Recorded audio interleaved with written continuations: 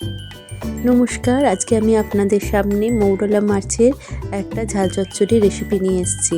মৌরলা মাছগুলো নিয়ে এর পেটগুলো একটু করে গেলে দিয়েছি। দেখুন, পেটগুলো একটা কাঁচি করে কেটে নিচেটা দিয়ে চাপ দিলে ওপর থেকে ময়লাটা বেরিয়ে যাবে।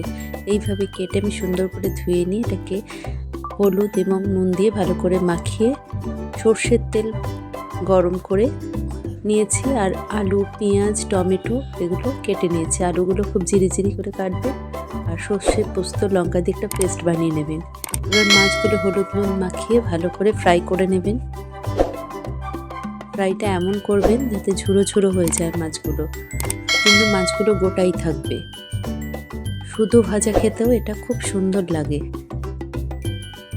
একদম কুড়মুড়ে হয়ে গেছে মাছগুলো। এবার আমি এই মাছগুলো তুলে নেব। দেখুন কি সুন্দর কুড়মুড়ে খন খন করছে। এবার ওই তেলের মধ্যে আমি পেঁয়াজ আর শুকনো লঙ্কা আর পাঁচফোড়ন দিয়ে দেবো। দিয়ে আমি ভালো করে পেঁয়াজগুলো একটু লালচে ব্রাউন করে ভেজে নেব।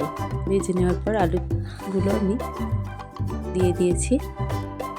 আলুগুলো খুব সরু সরু করে ভাজা আলুর মতন কাটতে হবে। এবার এটাতে আমি প্রয়োজন মতন হলুদ এবং নুন দিয়ে দিলাম। এবার এটাকে খুব ভালো করে নাড়াচাড়া করে আমি ঢাকা দিয়ে একটু সেদ্ধ হতে দেব। আমি কিন্তু এক ফোঁটা জল দিইনি, কারণ আলুগুলো যাতে ঝাড়া ঝাড়া করে সেদ্ধ হতে পারে। আলুগুলো সুন্দর সেদ্ধ হয়ে গেছে, আমি কেটে দেখে নিলাম। এর মধ্যে একটু টমেটো কুচি দিয়ে দিলাম। টমেটোটা দিলে খাবারটা আরও সুন্দর লাগে, স্বাদটাও খুব বাড়ে। এরপর আমি পেস্টটা দিয়ে দিলাম।